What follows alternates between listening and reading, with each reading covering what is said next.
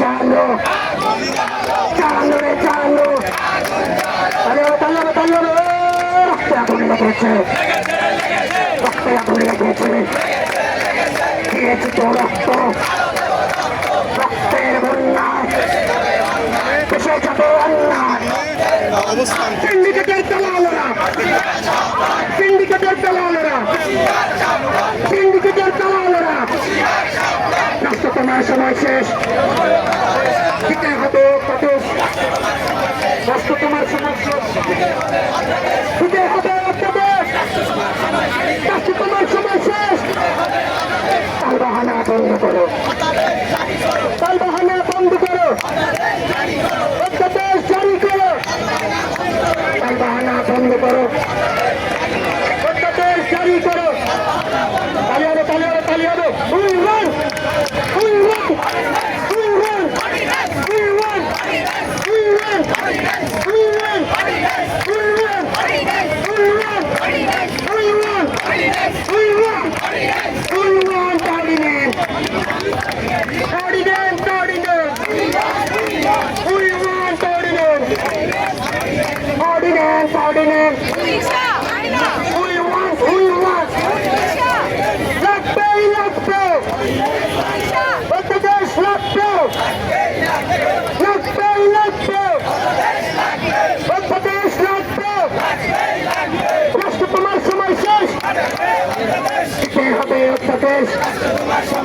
রাষ্ট্র তোমার সময় শেষ দিতে হবে অধ্যাদেশ জেগেছে রে জেগেছে সকলে জেগেছে একাডিয়ান জেগেছে রক্তে আগুন লেগেছে রক্তে আগুন লেগেছে দিয়েছে তো রক্ত রক্তের অন্যায় এসে যাবে অন্যায়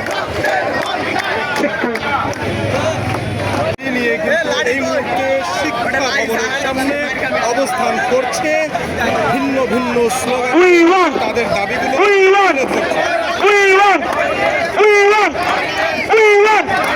রাষ্ট্রজনের সময় শেষ রাষ্ট্রজনের সময় শেষ তালবাহানা বন্ধ করো তালবাহানা বন্ধ করো অধ্যাদেশ জারি করো তালবাহানা বন্ধ করো অধ্যাদেশ জারি করো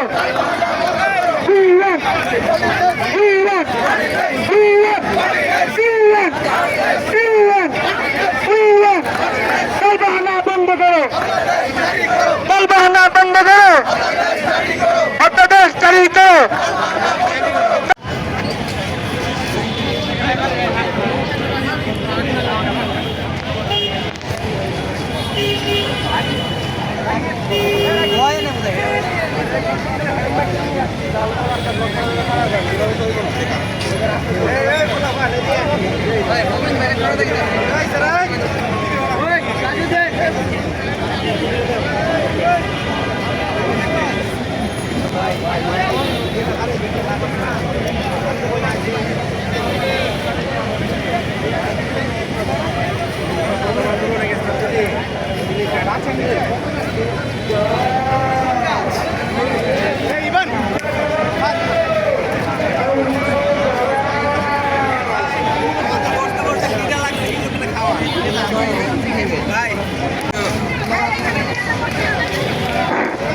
আমি চিরবিদ্রোহী বিশ্ব ছাড়িয়ে উঠেছি একাধির উন্নতি শির উঠে রাখি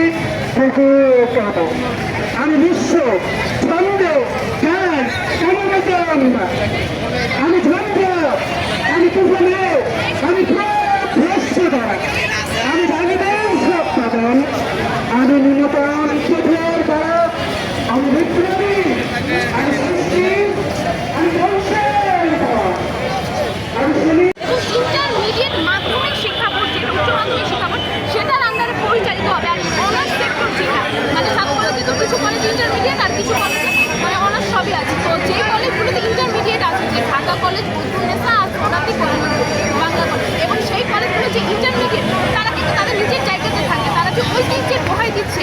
আপনারা জানেন যে অধ্যাদেশের আইনে স্পষ্টভাবে লিখিত আছে যে এটি হবে ঢাকা কেন্দ্রীয় বিশ্ববিদ্যালয় ঢাকা কলেজ ক্যাম্পাস। ইডেন মহিলা কলেজ ক্যাম্পাস। সুতরাং ওই কিন্তু যে জায়গাটি তাদের আতঙ্ক সেটি কিন্তু থাকছে না, কিন্তু বিভিন্ন ষড়যন্ত্রকারী মহল উস্কাচ্ছে, তাদেরকে ইন্টারমিডিয়েটের শিক্ষার্থীদের উস্কাচ্ছে, শিক্ষকদের উস্কাচ্ছে আমাদের বিরুদ্ধে। আমরা শান্তিপূর্ণভাবে আন্দোলন করছি এবং আমাদের দাবিটি রাষ্ট্রের কাছে উত্থাপিত করেছি। আমরা চাই যত